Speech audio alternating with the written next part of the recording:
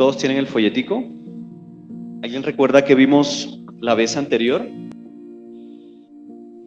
La vez pasada, suficiencia de las Escrituras, la suficiencia de las Escrituras, que en la confesión bautista, sí, vimos el párrafo 6, ¿listo? Suficiencia de la Escritura. Trata de guardar los folleticos, que son unas buenas guías, ¿sí? Con los textos relacionados. Hoy vamos a ver el párrafo 7. Ahí me gusta la referencia de la confesión de fe para que vean cuál es nuestra fuente, ¿sí? Que recuerden, nuestra fuente principal es la Biblia, la Escritura, y que la confesión de fe, por cada una de sus afirmaciones, muestra una cantidad de textos probando que la fuente es la Escritura también. Entonces, para aquellos que de pronto seguían también, les voy a leer un momentico el párrafo 7, que es el que vamos a leer hoy. El 8, 9 y 10 los vamos a ver someramente, y hoy finalizamos el capítulo de las Santas Escrituras. Porque de esos párrafos ya el pastor nos habló al principio bastante. ¿Listo? Dice el párrafo 7. No todas las cosas contenidas en las Escrituras son igualmente claras en sí mismas, ni son igualmente claras para todos. Sin embargo, las cosas que necesariamente han de saberse, creerse y guardarse para salvación, se proponen y exponen tan claramente en uno u otro lugar de la Escritura, que no solo los eruditos, sino que los que no lo son, pueden adquirir un entendimiento suficiente de tales cosas por el uso adecuado de los medios ordinarios. ¿Amén? Muy bien, entonces, nosotros hemos usado un texto acá que es muy famoso. Ojalá esa cita nunca se les olvide y la memoricen de aquí hasta la eternidad, ¿no? Recuerden que la muerte es un paso. Claro, después de la muerte, la memoria va a ser perfecta, así que no hay problema. Pero por lo menos de aquí hasta la muerte, memorícenla muy bien. Hemos dicho de ese texto lo hemos escarbado hasta no más decir, porque nos aplica muy bien a muchas de las cosas que hemos visto en relación a las Santas Escrituras. Es el texto de 2 Timoteo 3, 14 al 17. Volvamos a leerlo, hermano Freddy, pero eso lo hemos leído mucho. No importa, volvamos a leerlo. No me es gravoso volver a repetir. ¿Quién me ayuda a leer el texto? Amén, para toda buena obra. Hay tres cosas que nosotros podemos encontrar ahí con respecto a ese texto. Recuerden, son muchos los textos, pero pues no los vemos todos por tema de tiempo. Uno, ¿por qué nosotros podemos ver en ese texto que la Biblia es clara? Sería la pregunta. ¿Por qué podemos ver en ese texto que la Biblia es clara? Nosotros habíamos hablado la escuela dominical anterior que la Biblia es suficiente. La Biblia es suficiente. Eso también lo probamos bastante. Cuando nosotros mencionamos que la Biblia es suficiente, vimos suficiente para qué. Resulta que el apóstol, ya respondimos la pregunta, suficiente para temas de fe, para temas de conducta, lo que debo hacer, para todo el tema de la salvación. Para que una persona sea salva, se encuentra en la Biblia qué se tiene que vivir, qué se tiene que hacer, ¿sí? Para todo el tema santificación, qué debe hacerse, ¿listo? Para todo lo relacionado con todo el juzgamiento, instruir en justicia y todo lo que acabamos de leer acá. La pregunta es, si la Biblia ya demostramos que es suficiente, ¿sí? Y la Biblia también hace algo, y es que produce convicción, como lo dice ahí. Dice, y útil para enseñar. Si la Biblia es suficiente también para enseñar, también para redarguir, relacionado, por ejemplo, con el arrepentimiento, producir contrición, si sirve para corregir, para instruir en justicia, ¿sí? Y también la Biblia convence, la pregunta que uno se hace es, entonces, ¿la Biblia será que es clara para eso? La respuesta obvia sería sí, porque es una deducción lógica que nosotros debemos encontrar en el texto. Es más, es por eso que cuando nosotros analizamos un texto en la Escritura, nosotros debemos no solo mirar lo que el texto dice directamente, sino muchas de las conclusiones que el texto dice indirectamente. El texto me está diciendo, la Biblia es clara, porque si la Biblia no fuera clara, fuera muy difícil cumplir con estas cosas, fuera difícil para corregir, fuera difícil enseñarla, ¿sí? Fuera difícil que una persona lea la Biblia y no entienda nada, ¿listo? Hay personas que dicen eso. La verdad a mí me cuesta un poco creerlo, ¿listo? A menos que haya recientemente aprendido a leer, ¿no? Pero si una persona ya tiene cierta experiencia leyendo, ¿listo? Porque cuando a veces hay personas que de pronto recién aprendieron a leer, de pronto el entendimiento de algunas cosas puede verse un poco más complejo porque necesitan primero leer bien y después entender. Pero si una persona sabe leer normal en su idioma y tiene la Biblia en su idioma, pues por lo menos la persona puede leer y yo creo que tiene la capacidad de entenderlo, porque la Biblia tiene esa claridad. Ahora vamos a hablar de un tema y es que es cierto, no es clara completa y absolutamente. Todo no es claro, ¿sí? Hay cosas que se necesita hacer un esfuerzo más allá. Sin embargo, en lo relacionado, ¿qué nos dice la confesión? ¿Qué nos dice la confesión? En los temas relacionados, en lo que se necesita, ¿sí? Por ejemplo, los temas del deber, los temas de la salvación, la Biblia es clara, ¿no?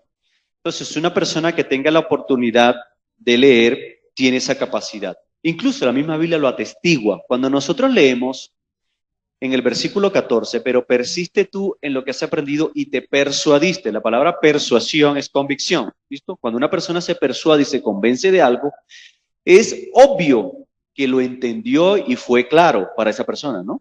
Es muy obvio para eso. ¿Y desde cuándo, pregunta, desde cuándo Timoteo se persuadió y se convenció de las Sagradas Escrituras?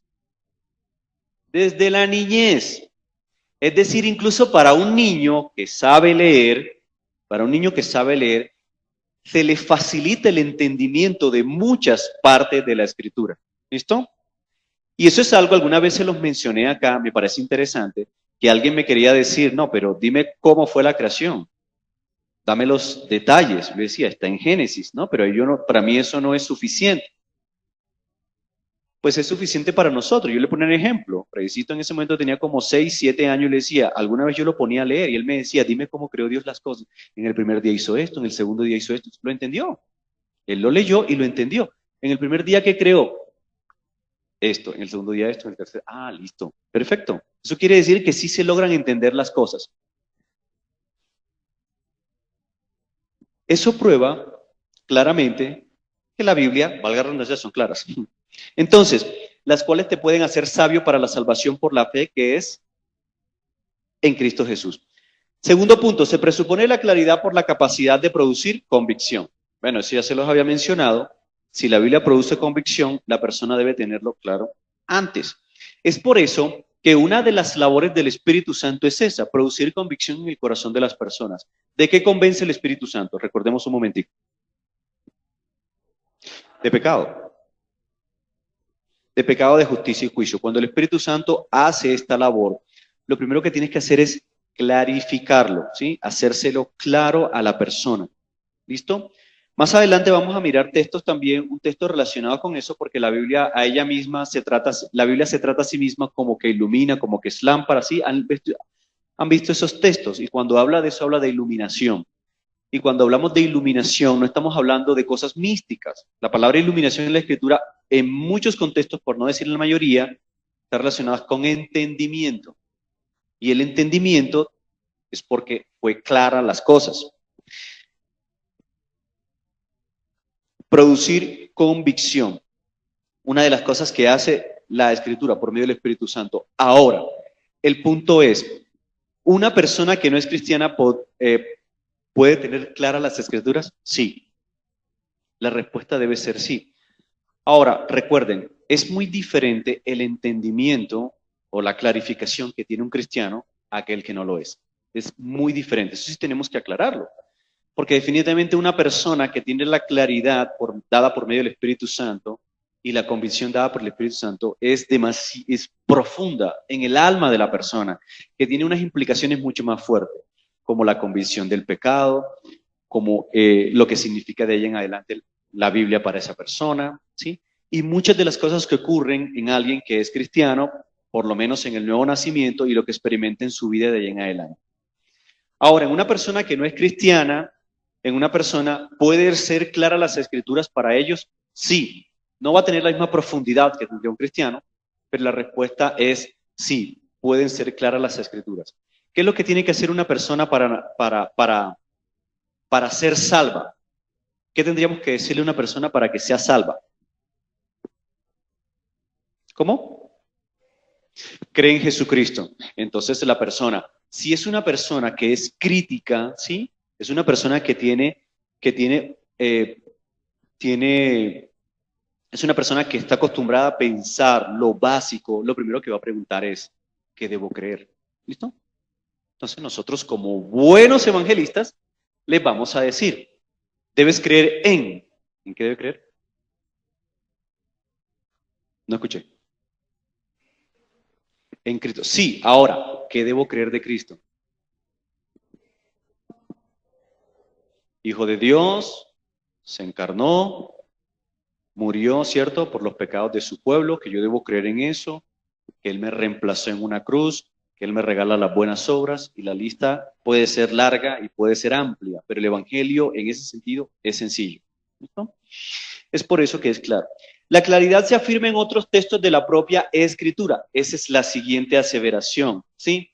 Que la Biblia es clara porque en sí misma se deduce de los textos, porque la misma Biblia lo dice y se deduce de los textos que si es capaz de hacer muchas cosas es porque es clara en sí misma, como vimos, redarguir, corregir, instruir en justicia. Para lograr eso tiene que ser clara. Y si produce convicción es porque fue clara para la persona que le produjo convicción. Y tercer punto, la claridad se afirma en otros textos de la propia Escritura. ¿Quién me ayuda a leer Deuteronomio 30, 11 al 14? A fin de que lo cumplamos. En otra parte de Deuteronomio es un libro. Me parece interesante, ¿saben qué? Que Dios hace eso mucho. Dios le fascina repetir. Y nosotros parece que odiamos que nos repitan las cosas, ¿no? El pecado hace eso. Qué triste, ¿no? Bueno, somos así, debemos arrepentirnos. A Dios le fascina repetir las cosas. Nosotros odiamos eso. Es decir, es bíblico. La repetición de algo es bíblico. Claro, depende de la intención también, ¿no? Si la intención es destruir, pues la idea es repetición para edificar. Pero entonces, el punto es que Dios en la Biblia, Deuteronomio es un libro que el mismo libro significa repetición de la ley o segunda ley. Entonces Dios se encargó por medio de Moisés dedicar a explicar detalladamente y repetir la ley. E incluso Deuteronomio trata de aclarar algunas cosas que se dicen muy puntualmente en los otros acerca de la ley en los otros libros. Incluso recuerden que en Deuteronomio se vuelve y se repiten los mandamientos, ¿sí? Deuteronomio 5 es algo que ocurre normalmente. Entonces, este y otras partes de la escritura de Deuteronomio se dicen. En algún momento en otro texto en Deuteronomio, por ejemplo, Dios dice que, miren, yo pongo delante de ti, parafraseando, para que tú hagas lo bueno o lo malo. Básicamente, escoge tú. Eso no es muy difícil de entender. Es por eso que acá dijo, después de explicarle los mandamientos, Dios le dice al pueblo, porque este mandamiento que yo te ordeno hoy no es demasiado difícil para ti. Yo no sé si ustedes han tenido la oportunidad, ¿ustedes saben dónde se repite este texto? Los que tengan la referencia cruzada por ahí.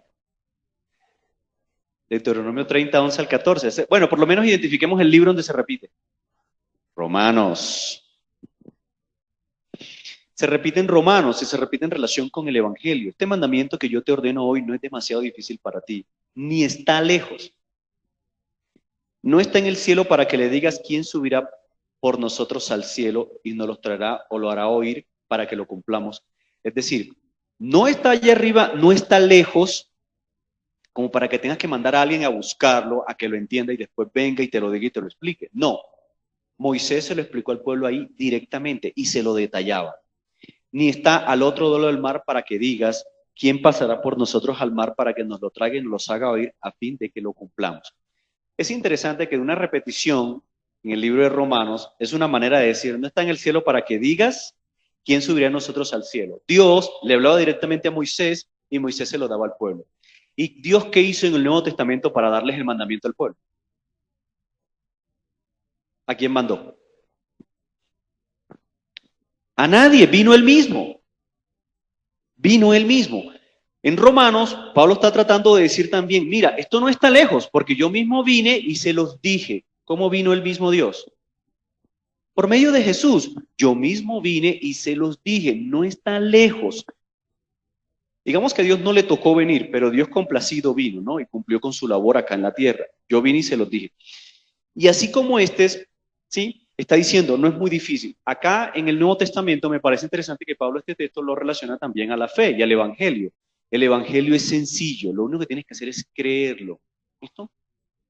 Y es cierto, no es mentira.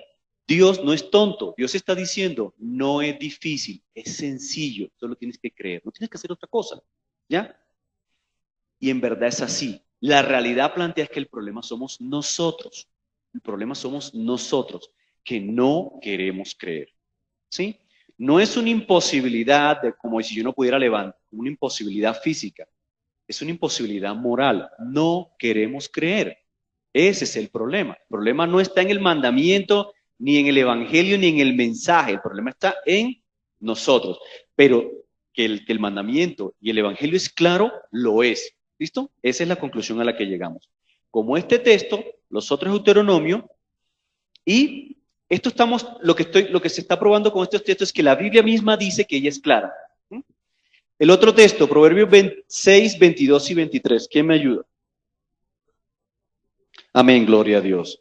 Y te guiarán cuando andes, cuando duermas, te guardarán, hablarán contigo cuando despiertes. ¿A qué se está refiriendo? A la palabra de Dios. Es claro que se está refiriendo a la palabra de Dios. Te guiarán cuando andes, cuando duermas, te guardarán, hablarán contigo cuando despiertes, porque el mandamiento es lámpara y la enseñanza es luz. Cuando le mencionaba hace algún momento, cuando la Biblia habla de que es lámpara y es luz, está hablando del entendimiento, está hablando del entendimiento. Es decir, entonces, para que algo se entienda, previamente tiene que ser claro. Para que algo me pueda guiar, yo debo primero tenerlo claro y entenderlo. ¿Sí? Cuando duermas te guardarán. Bueno, recuerden que eso no es algo místico, ¿no? Que yo estoy durmiendo y la palabra me está guardando. No necesariamente, no es eso, sino que recuerden, antes de dormir, incluso nosotros estamos, además de que estamos siendo guardados y cuidados por Dios, claramente, si una persona está guardando la palabra, sí, va a tratar de dormir más tranquilo que otra que anda haciendo cosas extrañas, ¿no? Si una persona tiene problemas de conciencia, no guiado por la Escritura, va a tener problemas para dormir. Pero si una persona está guiado por la Escritura, confiando en Dios, hay una gran probabilidad de que esa persona pueda dormir más tranquila, ¿no? Cuando despiertes también. Entonces, la Biblia, y esas referencias son muchas en las Escrituras. Entonces, para que la palabra sea luz y nos ilumine la parte oscura, que la parte oscura está relacionada con el pecado, para que la palabra pueda iluminar, tiene que ser clara. Y la luz también tiene esa característica de que es clara. Aclara las cosas primero. Y es más, es algo que ocurre previo. Yo primero tiene que ser las cosas claras. Después que las cosas sean claras, se van a entender y voy a llegar al convencimiento. Si las cosas no son claras, no vamos a llegar al convencimiento. Solo sería un tema de superstición o sencillamente yo soy nada más que un loro repitiendo o alguien que sencillamente hace las cosas porque otro las hace. Algo ocurre hoy en día mucho, muchísimo ocurre. ¿Listo? Es más, es un mandato de la Biblia que la palabra sea clara primero, después entiéndela, convéncela y vívela. Si ese proceso no ocurre, mis hermanos, repito, usted está siendo un loro o usted sencillamente está haciendo las cosas porque sí. Eso ocurre hoy en día mucho, incluso usado mucho en la política, usado mucho en el movimiento de masas, porque las masas son volátiles, e incluso usado mucho por la gente que vive de tradiciones. Es mejor vivir de convicciones y no de tradiciones. Oye, bueno para un trino, ¿cierto? Bueno, no me lo vayan a robar. Resulta que, ¿por qué? Porque bueno, yo lo viví también, y muchos lo hemos vivido acá, ¿no? Cuando uno vive de las tradiciones, lo que hace es que, ¿por qué lo haces? ¿Por qué haces esto? ¿Cuál es la respuesta de la gente? Una tradición, cuando una persona le pregunta, ¿por qué haces eso? ¿Qué responde la gente? ¿Cómo? Porque mis padres lo hacían, ¿sí? Es que nosotros lo hacemos todos los años. O sea, no son capaces de ser críticos a eso que se está haciendo, a eso que se cree. ¿Sí? Entonces, vayamos en masa a hacer esto. Bueno, ¿y por qué lo hace? Bueno, había un dicho muy famoso en la costa, decía que, ¿a dónde va Vicente? No sé, no sé, creo que sea así. ¿A dónde va Vicente?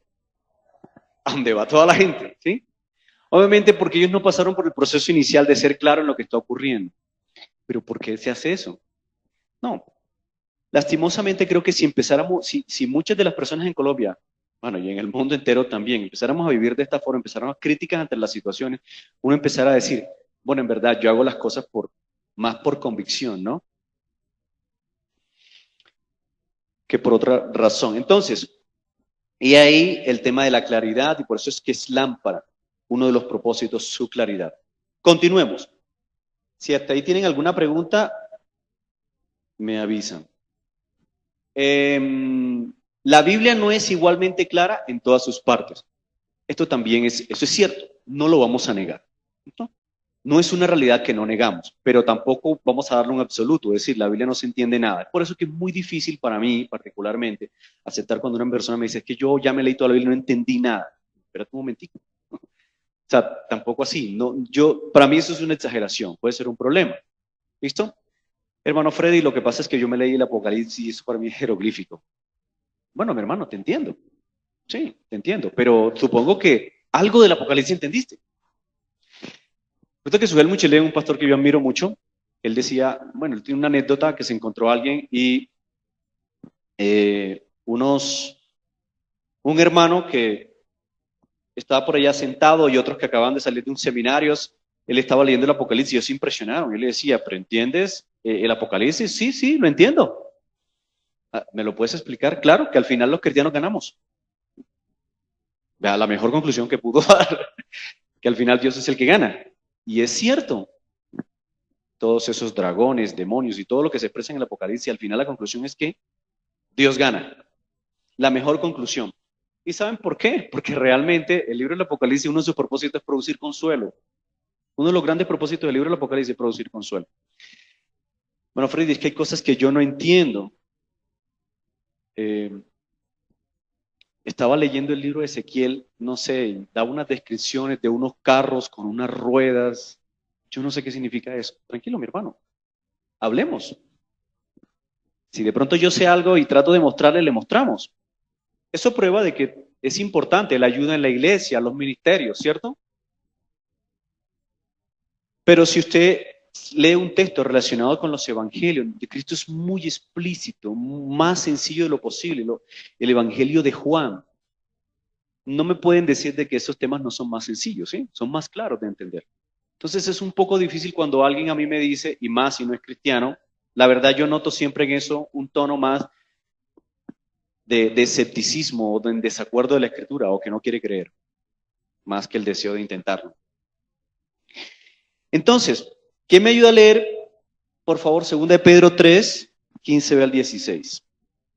Nos está mostrando aquí el mismo apóstol Pedro hablando acerca de otro apóstol, ¿no? También nuestro amado hermano Pablo. Bueno, más allá del contexto, según la sabiduría que ha sido dada, os ha escrito casi en todas sus epístolas, hablando con ellas de estas cosas, entre las cuales hay algunas difíciles de entender. Si se dan cuenta, el apóstol Pedro no está diciendo todas, está diciendo algunas. Algunas son difíciles de entender, ¿sí? Algunas de ellas pueden difíciles de entender. No está diciendo que todas, decir que otras sí son fáciles de entender y son claras.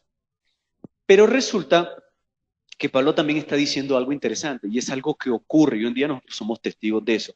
Y es que las cosas que no son claras, ¿qué normalmente ocurren con ellas? De las personas que las interpretan. Las tuercen. ¿Eso no es común hoy día? La secta, el aprovechado, aquel que no tiene escrúpulos y que no le interesa dar un claro entendimiento de las escrituras, aprovecha las partes que no son claras para abusar de muchas personas. Miren, eso es clarísimo. Es por eso que uno nota que cuando uno mira en los temas de las sectas, ellos se basan más en aquellos textos que no son claros, ¿sí?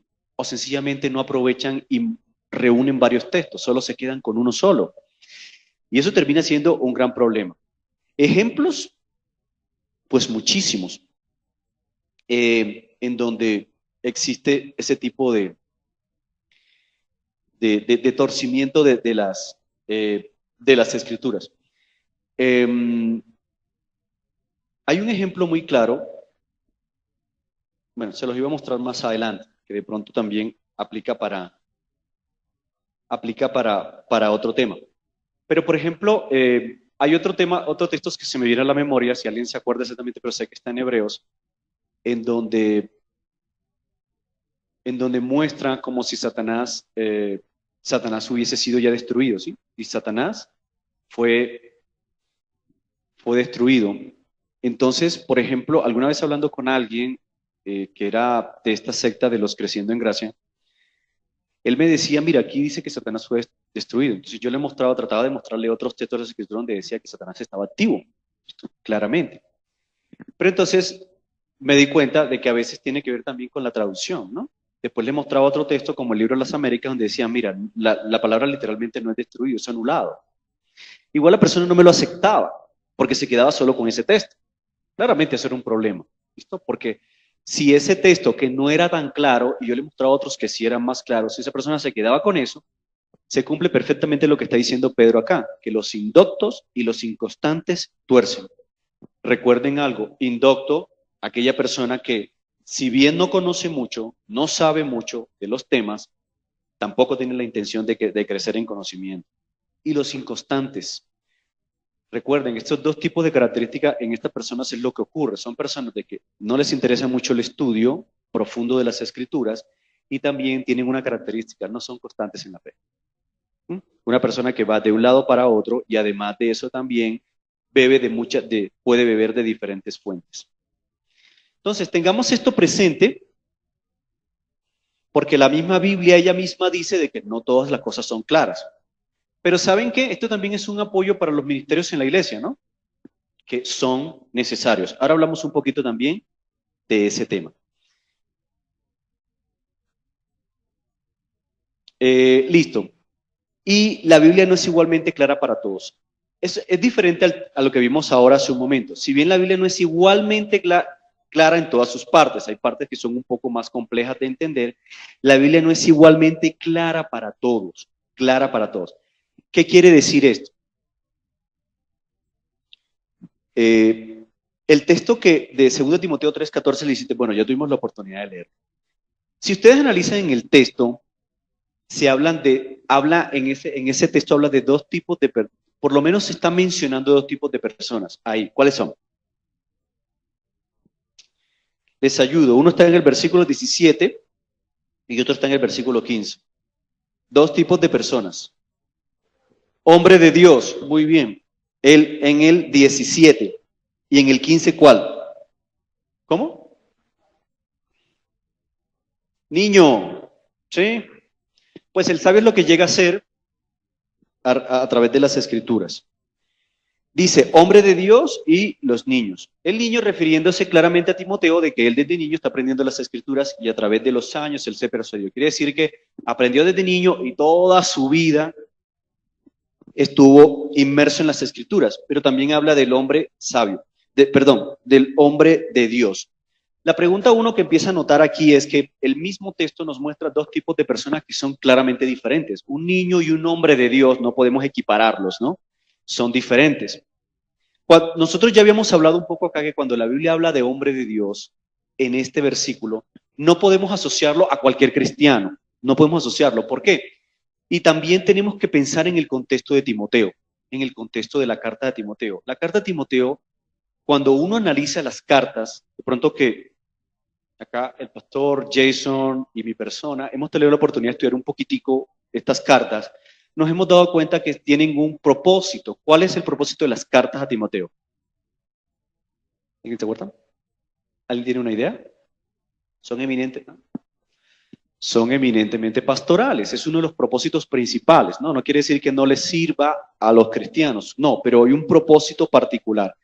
Tienen un propósito pastoral, enseñanza pastoral. Entonces, cuando en este contexto le está hablando a Timoteo, le está diciendo el hombre de Dios, aquí está hablando del hombre que está ejerciendo un claro ministerio en relación con liderazgo en la iglesia, ¿sí? En la iglesia. Pero el texto también dice que desde niño aprendiste. Entonces, eso quiere decir que, eso querrá decir entonces que un hombre de Dios que ya debe saber las escrituras a cierto nivel es lo mismo que lo que sabe un niño. No, el texto también lo muestra, no es lo mismo. Es decir, lo que está mostrando, básicamente lo que está tratando de decirle es que qué bendición que tú tuviste la oportunidad de conocer las escrituras desde niño y que a través de los años has llegado a convencerte, pero sabiendo que de niño aprendiste muchas cosas y nosotros eso lo vimos por experiencia. Nosotros no le vamos a enseñar a un niño de la misma manera como se le enseña a un adulto o de la misma manera como se le enseña a un hombre que lleva un ministerio de muchos años o a un líder. La enseñanza no va a ser similar. Claro, todos la recibimos de la misma manera, no hay ningún inconveniente en eso, pero sí es claro que a un niño es diferente. Y a raíz de eso, y podríamos mirar otros textos, también podemos llegar a otra conclusión con el tema, por ejemplo, de los dones y con respecto al crecimiento de la iglesia y con respecto a todo tipo de personas que encontramos en la iglesia. La Biblia muestra de que tenemos todo en la viña del Señor. Casi siempre usamos este texto para relacionar lo malo y lo bueno y aquellos que son un desastre. No, en la viña del Señor tenemos diferentes dones, ¿sí? Hay personas que de pronto Dios le ha dado la oportunidad de tener una chispa y entender mucho más rápido. Hay otros que tienen muchos dones. Hay personas que de pronto no tienen esa misma capacidad, ¿sí? De pronto les es un poquito más lento entender algunas cosas, ¿sí? Todo eso existe y nosotros tenemos que, y básicamente, a la orden del día, nosotros tenemos que ir a la par de aquel que tiene el menor entendimiento. Tenemos que decirlo así. No lo digo con el propósito de menoscabar a nadie, no. Al contrario, lo digo con mucho amor. Y nosotros tratamos en lo posible de ser lo más claro. Nada más gratificante para alguien que enseña que la persona entienda, ¿no? La frustración más grande de un maestro, de alguien que enseña, es que no le entiendan. Créanme, eso es frustrante. Es por eso que tratamos de ser lo más claros posible. Entonces, de ahí que el texto también me diga de que hay niños y hay hombres de Dios. Hay líderes, hay personas que de pronto no entienden de la misma forma, hay otros que entienden más. Y eso nos lleva a que seamos tolerantes y nos prepara. Hermanos, si usted entendió, gloria a Dios. Ayúdele al que no ha entendido. Ya, en la casa, si alguien entiende más, no menoscabe al otro, ¿sí? En la iglesia, en cualquier contexto, ayudémonos y tengamos gracia en ese sentido. ¿Por qué? Porque realmente nosotros vemos eso también en las mismas escrituras. Habían personas, Pablo, y la repetición evidencia eso también en la Biblia. Pablo tenía, incluso lo mostró, él repetía y en la Biblia se repiten muchas cosas con ese propósito. ¿Por qué? Porque además de que es un problema a nosotros, la repetición no nos gusta, también es necesario de que a veces recordar las cosas y darlas a entender lo más posible. Bueno, en ese sentido entonces, podríamos demostrar acá, pero no quiero desgastarme en eso, podríamos demostrar acá que las cartas son eminentemente pastorales y está hablándose a líderes de la iglesia, en este caso a Timoteo, que se estaba preparando y estaba ejerciendo también el liderazgo y él llegó a pastorear la iglesia de Éfeso, ¿listo? Para los que no sabían.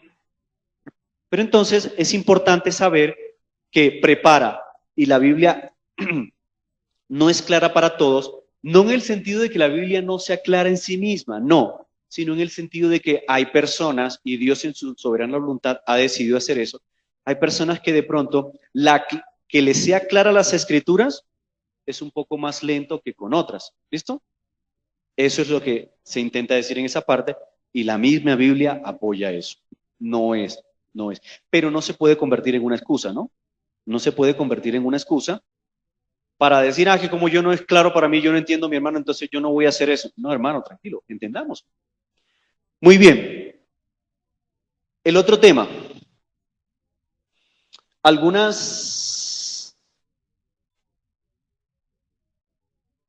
El hombre de Dios en este contexto no equivale a todo verdadero creyente. Es suficientemente clara para qué, ya lo vimos. No quiere decir todo tipo de creyentes, ¿no? Pero sí habla la transición de Timoteo desde niño hasta convertirse en un hombre de Dios. ¿Listo? En este sentido, hombre de Dios en el contexto está hablando de un líder en la congregación, pero muestra todo el recorrido de Timoteo, o sea que todos estamos incluidos ahí. Ahora, Dos puntos acá importantes que vamos a mencionar. ¿Todos seguimos en el folleto? Estamos acá. Dice, iluminar a un niño en cuanto al camino de la salvación. Al niño sí le ilumina y nosotros tratamos desde muy pequeñito tratar de mostrarles eso, ¿no? Veo a mi esposa haciendo esfuerzos por explicarles a los niños para que quede lo suficientemente claro. Buscamos comparaciones, hacemos todo lo necesario porque sabemos que si la Biblia nos dice que el niño puede entender la salvación, nosotros lo creemos y hacemos el esfuerzo para que así sea. Y resultados se ven, ¿no? Resultados se ven. Uno empieza a preguntar cositas y ellos entienden y dicen, y en la medida en que pasa el tiempo, pues nosotros también hemos visto, aquellos que tenemos la oportunidad de tener hijos que se han visto en el Evangelio, uno ve cómo se va el entendimiento, también se va dando. Otra cosa es el comportamiento, ¿no? Y la obra de Dios, pero sí el entendimiento y la claridad se va viendo. Y eso lo presenta en el texto de 2 Timoteo 3, 14 al 17. Otro punto, iluminar al hombre de Dios, es decir, al ministro con referencia a toda la gama de sus deberes. Entonces, aquí están los dos extremos, ¿no? Los dos extremos. No en el sentido malo, sino en el sentido de cómo va el recorrido. Tenemos el extremo del niño, y de pronto algún joven se preguntará, ay, ¿por qué no nos metieron a nosotros ahí? No, tú estás ahí, están los dos extremos, ¿sí? Está todo el proceso que llevó Timoteo. Desde muy niño ya podía saber la salvación y era clara para él, ¿sí? Como también es muy clara para decirle a un líder y un hombre de Dios, esto es lo que te corresponde hacer. Y es clarísimo para ese hombre. ¿Listo? Un hombre de Dios aquí, un ministro. Ahora, también tenemos que tener presente algo. A mí a veces no me gusta usar la palabra ministro porque siempre lo presentan allá, el que está allá con corbata, bueno, que yo ya casi no uso, con corbata y entonces el que más sabe y el que más se debe portar bien. No hablamos en ese sentido. Hablamos, la comunión el ministerio es de toda la iglesia, ¿sí? Toda la iglesia debe estar metida en el ministerio. Su ministerio es hacer la obra de Dios, cada quien tiene sus dones y va a trabajar. El trabajo de liderazgo es facilitar ese proceso, muchas veces enseñar, guiarlos, etc. ¿Listo? Para que lo tengan presente. Pero al hombre de Dios, aquel que podríamos decir que está en el que más tiene entendimiento, el que Dios lo ha llamado, etcétera, todo lo que debe hacer y lo que debe creer está claro en las escrituras para él. ¿Listo? Eso es lo que vamos a eso. Ahora sí, dos aclaraciones.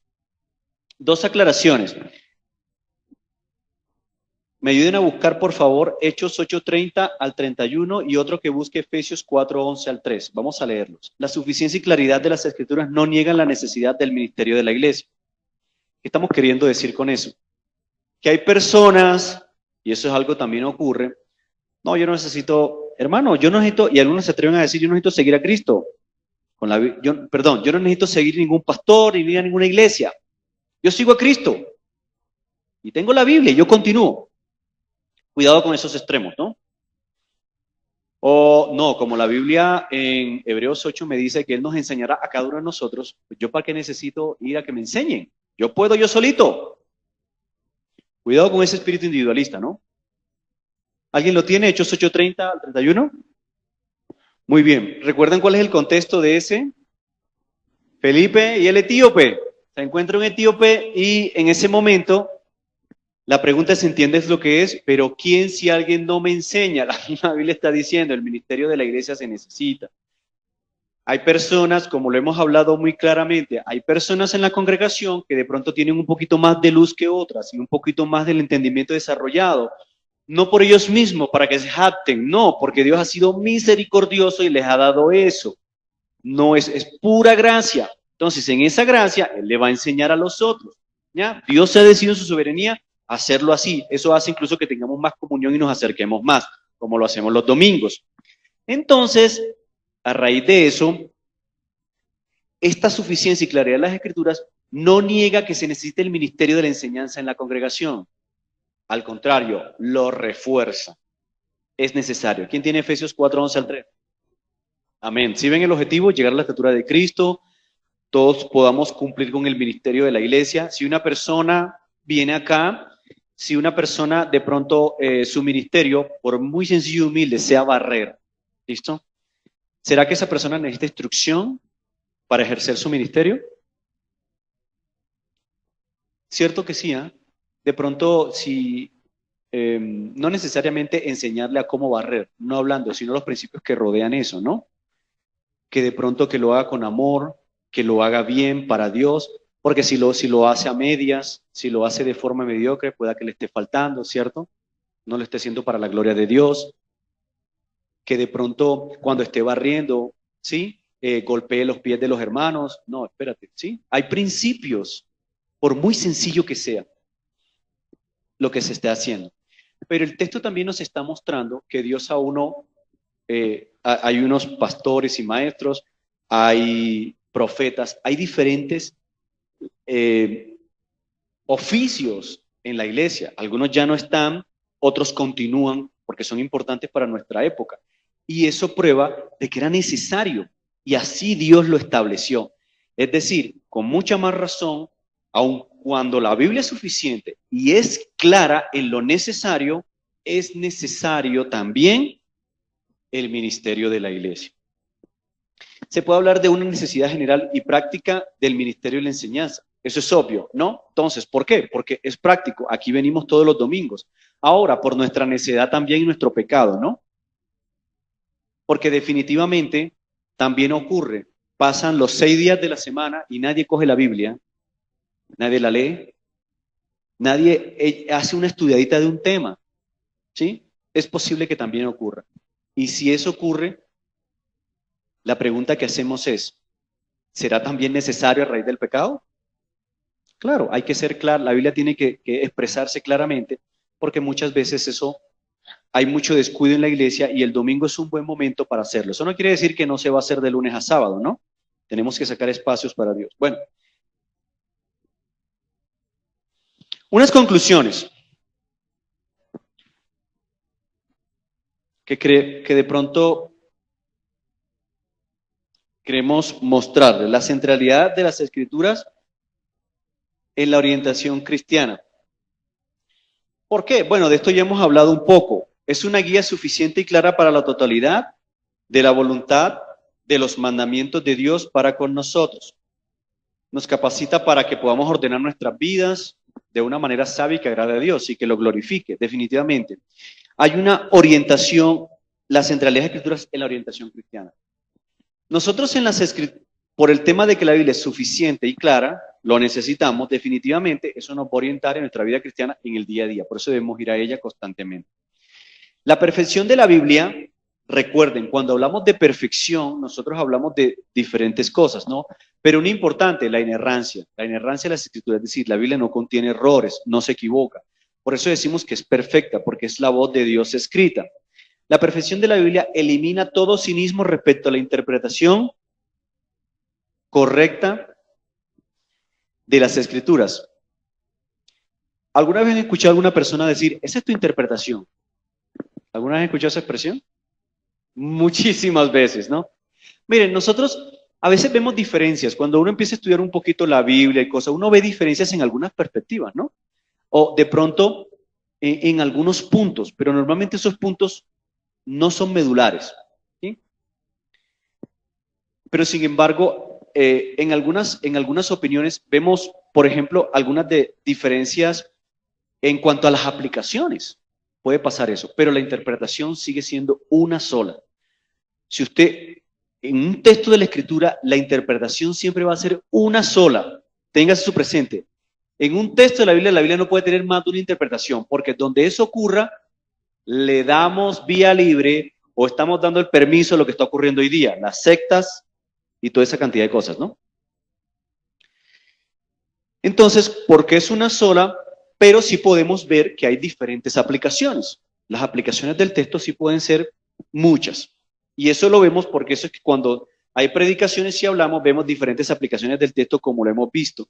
Acá nosotros, por ejemplo, aplicamos texto a ciertas cosas. El mismo texto de 2 Timoteo 3:17, ¿cuántas aplicaciones le hemos dado? Le dimos aplicaciones en la suficiencia, le dimos aplicaciones desde que el pastor también lo citó, yo le estoy dando aplicaciones en la claridad, etc. La interpretación es una sola. Entonces, eso para tenerlo presente. ¿Por qué es esto muy cínico cuando una persona empieza a decir, esa es tu interpretación? Porque él cree que hay más de una y no puede haber más de una, definitivamente. Y eso hay que tener mucho cuidado. La perfección de la Biblia significa eh, elimina todo cinismo respecto a la interpretación correcta de las Escrituras. La Biblia es clara y esa claridad me da a mí para poder recuperar, extraer o tener presente que hay una sola interpretación. ¿Sí? Entonces, eso de que, no, déjame, yo la Biblia la interpreto como yo quiera, no. No es de interpretación privada, ya lo demostramos también que lo dice Pedro. ¿Listo? Inspirado por el Espíritu Santo. Entonces, nunca podemos negar, porque si decimos que tiene más de una interpretación, estamos negando ya la perfección de las Escrituras. La perfección de la Biblia significa que la fuente de error en asuntos de fe y vida es el pecado. Entonces, esto también lo hemos hablado. Definitivamente, cuando hay problemas de interpretación, la Biblia es perfecta en sí misma. Tenemos que mirar y es una conclusión, una de las premisas básicas que debemos saber, aun cuando nos critiquen. Lo que pasa es que tú dices que la Biblia es perfecta, pero cada vez que hay un problema, entonces nos los atribuimos a nosotros. Sí, el problema somos nosotros. El problema es el pecado. En la Biblia no hay problemas. El problema somos nosotros. Porque donde la Biblia tenga errores y nosotros que somos pecadores, pues el cóctel es perfecto para el desastre, ¿no? Eso debemos tenerlo muy presente.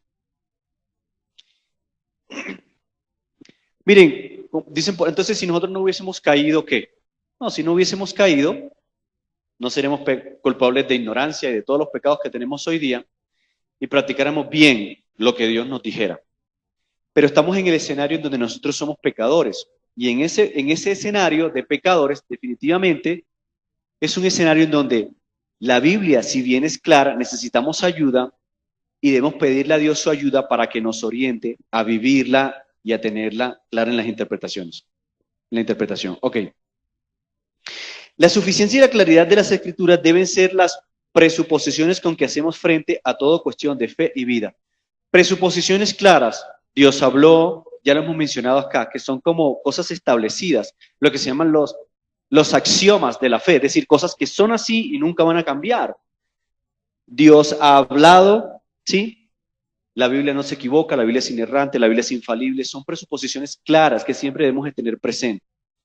Dios es el creador. Basado en esas presuposiciones,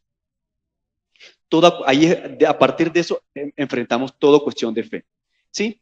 Si usted se pone a discutir a una persona si algo es bueno o es malo, vea, primero establezca las presuposiciones.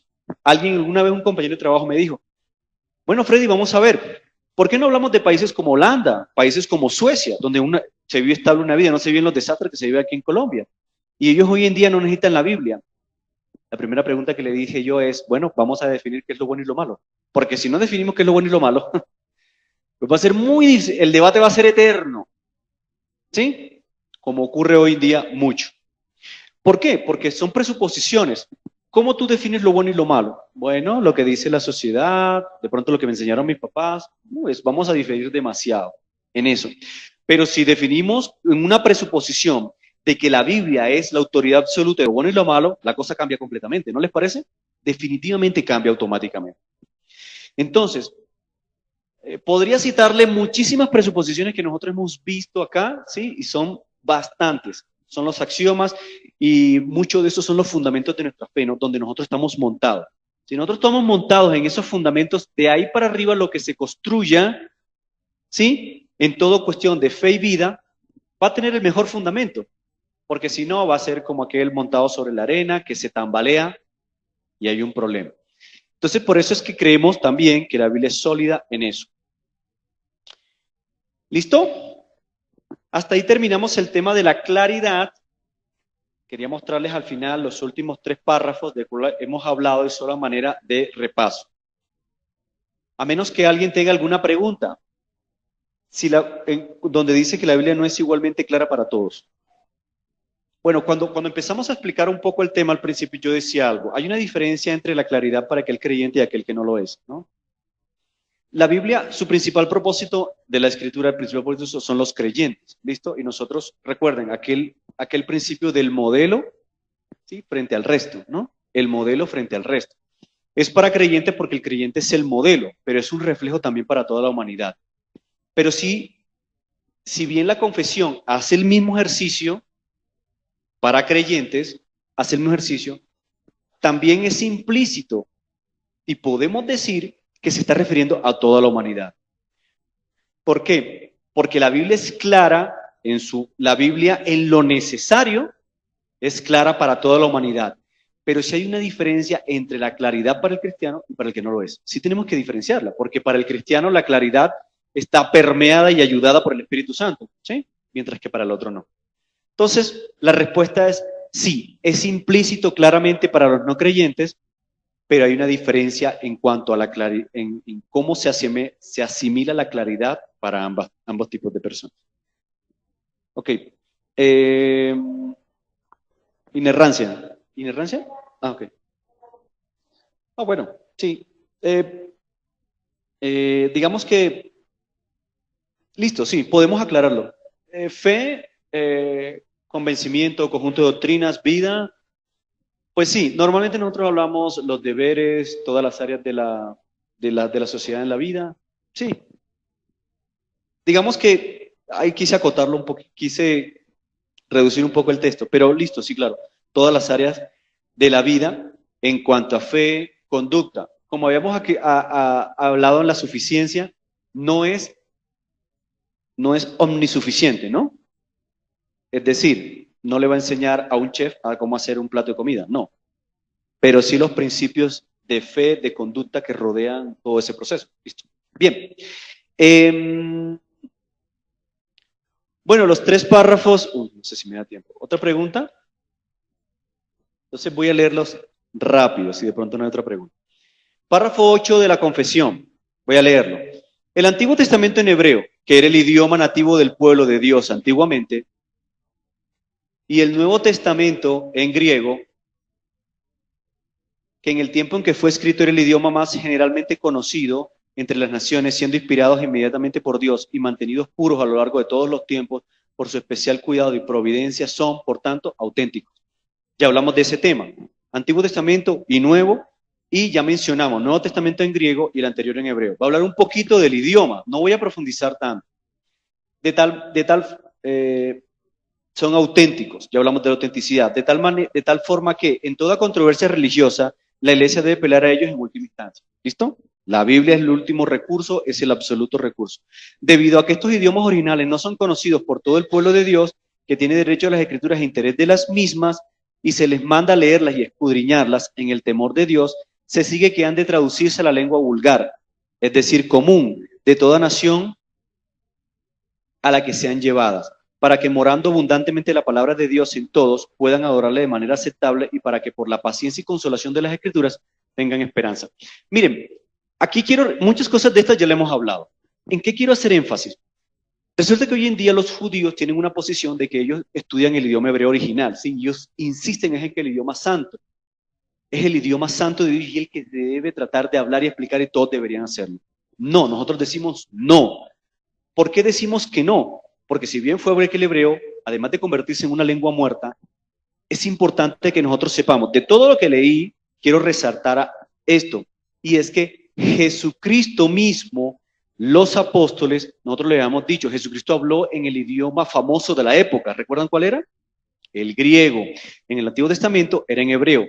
Si ustedes se acuerdan, aquellos que han tenido la oportunidad de leer la historia de Esdras y Nehemías, recuerdan que cuando el pueblo, bueno, para aquellos que también vieron Avance Bíblico, el pueblo cuando estuvo allá en Babilonia, ¿qué idioma aprendió?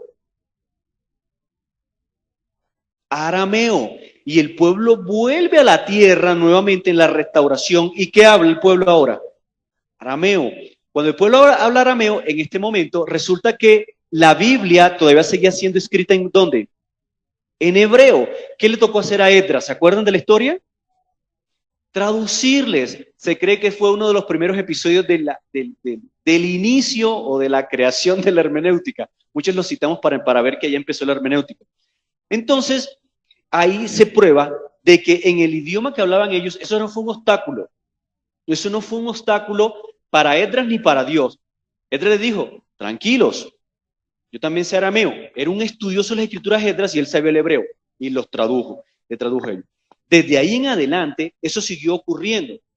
De tal manera que hoy en día A Dios le interesa que se entiendan las escrituras, que se entiendan, ¿sí? Que se entiendan las escrituras. Y para que una persona entienda las escrituras, si es necesario que le traduzcamos la Biblia a su idioma, lo hacemos. Además de ese texto que acabo de citarles, bueno, después les doy la cita exacta de la historia de Esdras. También quería citarles otro texto en 1 Corintios 14. 1 Corintios 14. ¿Saben qué ocurre en 1 Corintios 14? Recuerden que entre los capítulos 12, 13 y 14 está hablando del orden de la congregación, del culto público al Señor. En el capítulo 14 habla de un tema muy común, el hablar en lenguas, el hablar en lenguas. Hermano, no me vaya a hacer una pregunta de que si el don está vivo o no, no. Una de las aplicaciones que voy a hacer del texto ahora es relacionada con lo que estoy hablando, ¿sí? Versículo 6. Ahora pues, hermanos, si yo voy a vosotros hablando en lenguas, claro, si alguien tiene una pregunta de eso, después que termine la clase, con gusto se acerca a mí, al pastor o a Jason o otro hermanito que sepa, podemos hablarlo. Pero aquí vamos a hablar del tema en cuestión, de esta aplicación en cuestión. Si yo voy a vosotros hablando en lenguas, ¿qué os aprovechará si no os hablaré con revelación o con ciencia o con profecía o con doctrina? Me quiero hacer énfasis en esta expresión. ¿Qué os aprovechará? ¿Qué pasaba? Si hablaban en lenguas, que nosotros sabemos de que son otros idiomas, y si la persona no entendía, Pablo pregunta, ¿qué aprovecha eso? ¿Se aprovecha? La respuesta clara, es una pregunta retórica, la respuesta es no. Saltamos, versículo 9. Así también vosotros, si por la lengua no diréis palabra bien comprensible, ¿cómo se entenderá lo que dices, lo que decís? Porque hablaréis al aire. Si están viendo el énfasis de Pablo en que él quiere que se entienda la escritura o la voz de Dios, quiere que se entienda, ¿por qué no traducirla? No estamos obligados a estudiar el idioma original. No, según esto que dice aquí y según lo que vimos de Esdras. ¿Listo? No. ¿Por qué fueron motivados a través de la historia a traducir en las otras lenguas? Porque a Dios le interesa eso. A Dios le interesa que entendamos la palabra, no que lo ocultemos. Entonces aquellos que se ponen a decir, tengo una joya, encontré en las escrituras. Espérense, dentro de 2 horas se las comunico. No, hermano. Si un hombre de Dios verdaderamente va a estar deseoso de comunicarle a todo el mundo, si él entiende algo más que otros, al contrario, mostrémosle la verdad, que sea clara la Biblia. Dios siempre fue el énfasis de eso, que la Biblia sea clara para todos. Versículo 11, pues si yo ignoro el valor de las palabras, seré como extranjero que el que habla, y el que habla será como extranjero para mí. Dice Pablo, no voy a entenderlo, ¿sí? Y así, versículos 12, 24 y 28 están hablando acerca de lo mismo. Por eso es que probamos de que hoy en día, mientras podemos ser más claros, y uno de los propósitos es incluso traducir, hagámoslo. Amén. Párrafo 9. La regla infalible de interpretación de la escritura es la propia escritura, y por consiguiente, cuando surge una duda respecto al verdadero y pleno sentido de cualquier escritura, no es múltiple, sino único. Este se debe buscar por medio de otros pasajes que hablen con más claridad. Entonces, es un gran principio. La Biblia se interpreta a sí misma. Y otro gran principio de la hermenéutica. Si usted no entiende un texto, vaya a otros que lo aclaren. Hoy en día las Biblias tienen una cantidad de ayuda. Por ejemplo, las referencias intertextuales. Usted encuentra un texto ahí y le muestra hasta 5 textos más relacionados con ese. Vaya a los otros y se los va a aclarar, ¿sí? Y si no se lo aclara, vaya a un hermanito que de pronto vea que tenga más entendimiento, hermanito, aquí, ¿qué pasa? ¿Listo? Pero hágalo, la Biblia se interpreta a sí misma. De esto habló mucho el pastor, incluso al principio de este capítulo. Cuando citamos, por ejemplo, el texto de que Cristo es la roca, si se recuerdan, Mateo 16, 18, donde dice, y sobre esta roca edificaré mi iglesia, dice Jesucristo. Y los católicos nos dicen, mira, está hablando de roca, piedra, y se está refiriendo a Pedro. Nosotros le decimos, oye, le podemos mostrar 20 textos más que hablan de que la roca y la piedra es Cristo. ¿Sí? Muchos textos son los que hablan, tanto en el Antiguo como en el Nuevo Testamento. Y último párrafo dice, el juez supremo por el que deben decidirse todas las controversias religiosas y por el que deben examinarse todos los decretos de concilios, las opiniones y autores antiguos, las doctrinas de hombres y espíritus particulares, y cuya sentencia debemos acatar, no puede ser otro sino la Santa Escritura entregada por el Espíritu. A dicha Escritura así entregada se reduce nuestra fe en última instancia. Entonces, todas las controversias, todos, en los términos en que la Biblia pueda, ¿sí? No es que yo voy a tener un dilema con un amigo en mi trabajo, decirle, oye, ¿será que monto este servidor así, o hago esto así, o hago esto así? No, busco la Biblia. No, no. En temas de fe, en temas de conducta, en temas morales, ¿sí? Todo en donde la Biblia es su énfasis, su suficiencia, ahí la autoridad y juez supremo es ella. Amén. Listo, hermanitos, con eso terminamos el primer capítulo de las Sagradas Escrituras. Viene el siguiente, que es el de la Trinidad. ¿Ok? No sé si hasta ahí alguna pregunta, nos pasamos un poquito. Bueno, Dios les guarde, hermanitos. Nos vemos 11 menos 10, ¿listo? Para el culto principal.